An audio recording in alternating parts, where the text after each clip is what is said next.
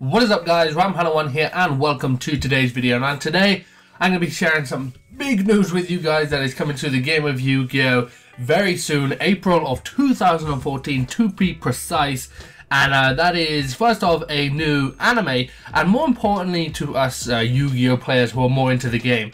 That means new types of cards, that means new play styles that are going to come, because it always happens when a new anime comes around, I think, with the exception of GX. But GX did kind of push the boundaries of the game. It was a lot more simple before GX came around, and then of course GX came around and we got a few different things. Contact, Fusion, Fusion definitely kicked off a lot more with GX, so on and so forth.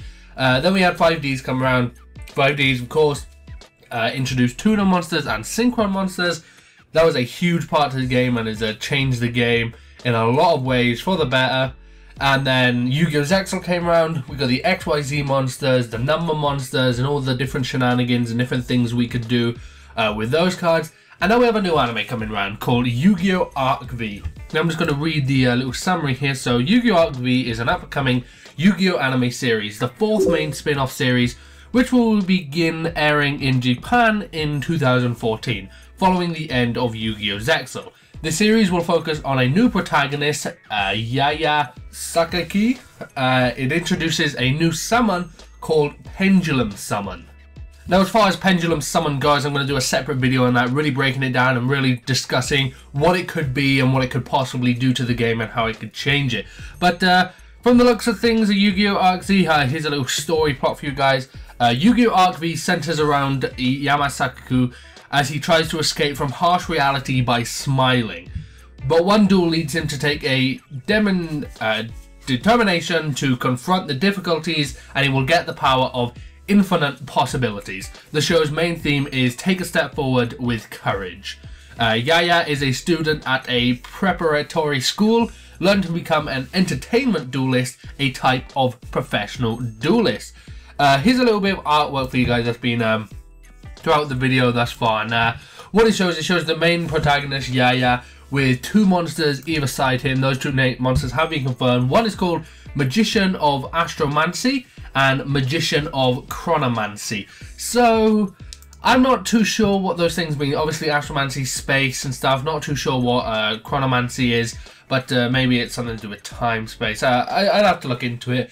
But it looks like that these two monsters are going to play a big part. These are going to be the main monsters for Yaya, his main go-to cards for this protagonist. And who knows, they could.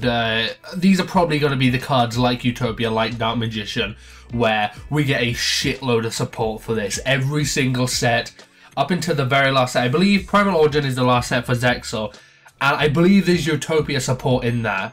Utopia was one of the first cards announced, one of the first cards we got wind off for Zexal, and right up until the end, we got Utopia support. And we're probably going to see Utopia support in the future, don't get me wrong. We'll see Utopia support, we see Dark Magician support now, which was way back, almost over 10 years ago now when Dark Magician was first announced. Like I said, we're still getting support for that card, and as well as many other cards that came out a long time ago.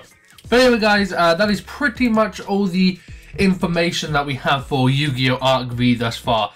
We've got a little bit of a story plot, we've got a little bit of information about it, we've got the main character, and we've got what looks to be his two monsters. Who knows, they could actually be characters. They might not be monsters, they could be characters. It seems to me, as you can tell from the artwork, that red and black looking guy, he seems to have like a dual disc, a very long dual disc, but it looks like a dual disc nonetheless.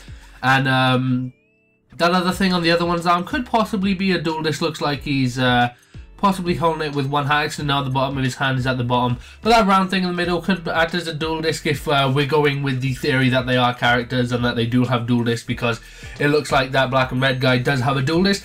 And also another thing that might become popular, might really kick off with this series, is tag dueling. Like we said, we've got the two guys either side then. If you look at the main protagonist in the middle, he doesn't seem to have a dual disc. Could that possibly mean that these two guys are sort of gonna be his pieces, his characters, his monsters who duel for him in tag duel fashion?